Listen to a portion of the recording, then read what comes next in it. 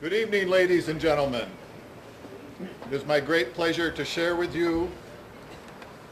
the Declaration of Independence in Congress, July 4th, 1776, the unanimous declaration of the 13 United States of America. When in the course of human events it becomes necessary for one people to dissolve the political bands which have connected them with another, and to assume among the powers of the earth the separate and equal station to which the laws of nature and of nature's God entitle them,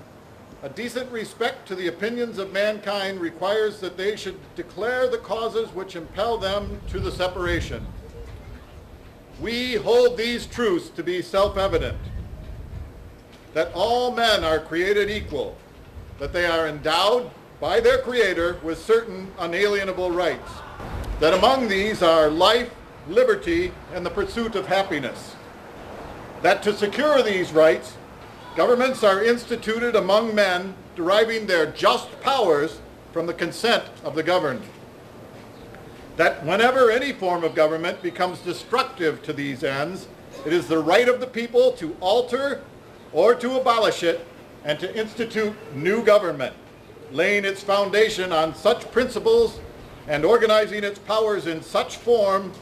as to them shall seem most likely to affect their safety and happiness. Prudence, indeed, will dictate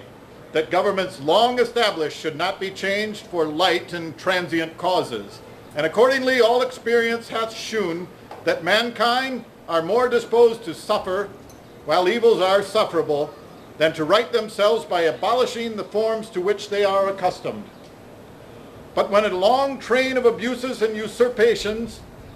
pursuing invariably the same object, evinces a design to reduce them under absolute despotism, it is their right, it is their duty to throw off such government and to provide new guards for their future security. Such has been the patient sufferance of these colonies,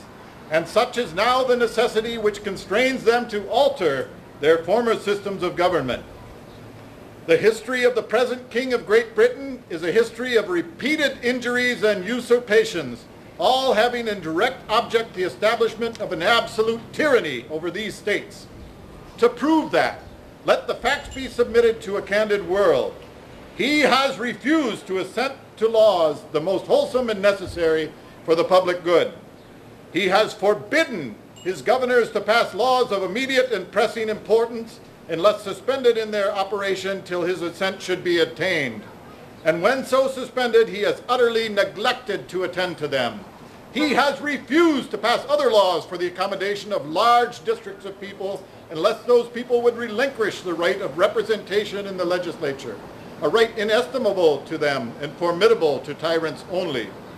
He has called together legislative bodies at places unusual, uncomfortable, and distant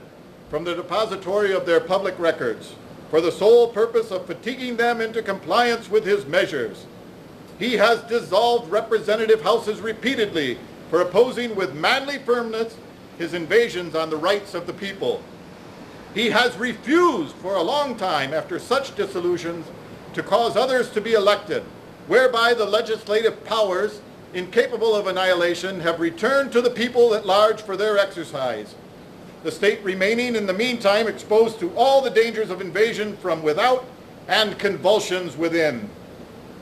He has endeavored to prevent the population of these states for that purpose, obstructing the laws for naturalization of foreigners, refusing to pass others to encourage their migrations hither, and raising the conditions of new appropriations of the land. He has obstructed the administration of justice by refusing his assent to laws for establishing judiciary powers. He has made judges dependent on his will alone for the tenure of their offices and the amount and payment of their salaries. He has erected a multitude of new offices and sent hither swarms of officers to harass our people and eat out their sustenance. He has kept among us in times of peace standing armies without the consent of our legislatures. He has affected to render the military independent of and superior to civil power. he has combined with others to subject us to the jurisdiction foreign to our Constitution and unacknowledged by our laws, giving his assent to their acts of pretended legislation, for quartering large bodies of armed troops among us, for protecting them by mock trial from punishment for any murders which they should commit or the inhabitants of these states, for cutting off our trade with all parts of the world, for imposing taxes on us without our consent, for depriving us in many cases of the benefits of trial by jury, for transporting us beyond seas to be tried for pretended offenses, for abolishing the free system of English laws in a neighboring province, establishing therein an arbitrary government and enlarging its boundaries so as to render it at once an example and fit instrument for introducing the same absolute rule into these colonies, for taking away our charters, abolishing our most valuable laws, and altering fundamentally the forms of our government, for suspending our own legislatures and declaring themselves invested with power to legislate for us in all cases whatsoever. He has abdicated government here by declaring us out of his protection and waging war against us. He has plundered our seas, ravaged our coasts, burnt our towns, and destroyed the lives of our people. He is at this time transporting large armies of foreign mercenaries to complete the works of death, desolation, and tyranny, already begun with circumstances of cruelty and perfidy scarcely paralleled in the most barbarous ages and totally unworthy of the head of a civilized nation. He has constrained our fellow citizens taken captive on the high seas to bear arms against their country,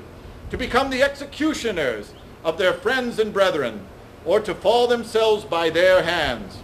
He has excited domestic insurrections amongst us and has endeavored to bring on the inhabitants of our frontiers the merciless Indian savages whose known rule of warfare is an undistinguished destruction of all ages, sexes, and conditions. In every stage of these oppressions, we have petitioned for redress in the most humble terms. Our repeated petitions have been answered only by repeated injury. A prince whose character is thus marked by every act which may define a tyrant is unfit to be the ruler of a free people. Nor have we been wanting in attentions to our British brethren. We have warned them from time to time of attempts by their legislature to extend an unwarrantable jurisdiction over us. We have reminded them of the circumstances of our immigration and settlement here. We have appealed to their native justice and magnanimity and have conjured them by the ties of our common kindred to disavow these usurpations which would inevitably interrupt our connections and correspondence. They too have been deaf to the voice of justice and consanguinity. We must therefore acquiesce in the necessity which denounces our separation and hold them, as we hold the rest of mankind, enemies in war and peace in peace, friends. We, therefore, the representatives of the United States of America in General Congress, assembled appealing to the Supreme Judge of the world for the rectitude of our intentions, do, in the name and by the authority of the good people of these colonies, solemnly publish and declare that these united colonies are, and of right ought to be, free and independent states, that they are absolved from all allegiance to the British Crown, and that all political connection between them and the state of Great Britain is and ought to be totally dissolved, and that, as free and independent states, they have full power to levy war, concede peace, contract alliances, establish commerce, and to do all other acts and things which independent states may of right do. And for the support of this declaration, with a firm reliance on the protection of divine providence, we mutually pledge to each other our lives, our fortune, and our sacred honor. Thank you, ladies and gentlemen.